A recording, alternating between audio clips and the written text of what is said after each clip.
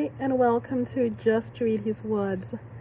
So last week I had the opportunity to be in California. I haven't been in Los Angeles particularly for more than 30 years, and I lived in Los Angeles in Van Nuys area with my parents when I was a teenager, and it was great to go back. But what was really interesting was how God spoke to me, and that is the basis of the verse I want to share today. I joined one of these Hollywood tours that gave me the opportunity to tour the Hollywood area with two of my children.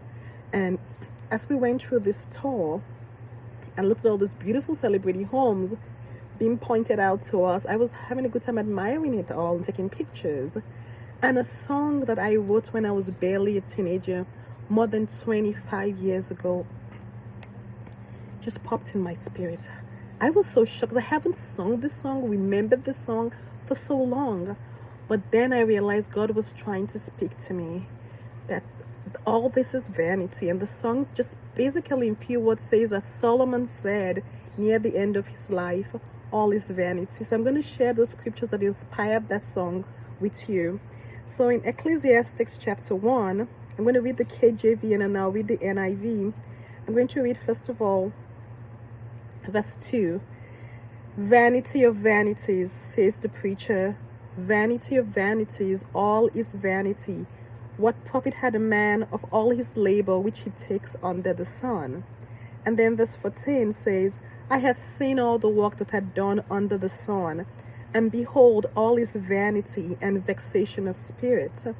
So let me look at it in another version, and we're going to look at it right now in the NIV. And it says here in verse 2, meaningless, says the teacher, utterly meaningless, everything is meaningless.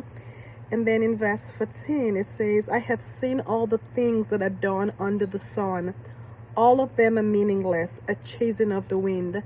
And God brought back that song I had written as a teenager to remind me, Ruth, these are all beautiful houses, but they don't mean much. And so I began to hum that song. We just passed by one of the homes that had been owned by Elvis Presley. And the tour guide told us specifically that, he had been here a few months ago with some tourists like myself. And they were auctioning stuff off and people were buying them for peanuts. And then we left that house as it began to sink into my mind what God was trying to tell me. And we packed in front of the house that Michael Jackson had spent his last night before he passed away.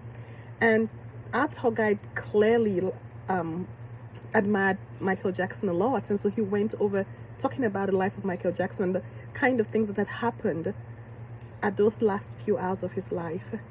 And God was reminding me, Ruth, all this you're looking at, spending time to do, don't put your mind on all this, because this is all vanity. It is meaningless. At the end of the day, it is not going to matter. This can't give peace. This can't give joy. None of those people will take anything with them. They're all here being lived in by other people or shared by other people today. So my encouragement to you is focus on what is important. And the most important thing you can do is to find Christ.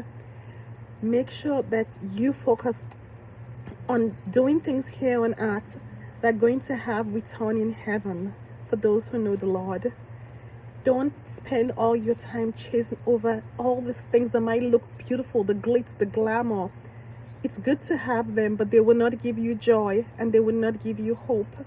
They are all vanity. So I learned something. I went on a tour, but I came out remembering a song that I had written so many years ago, and I really got checked at that moment to remember to focus on what's important. God bless you.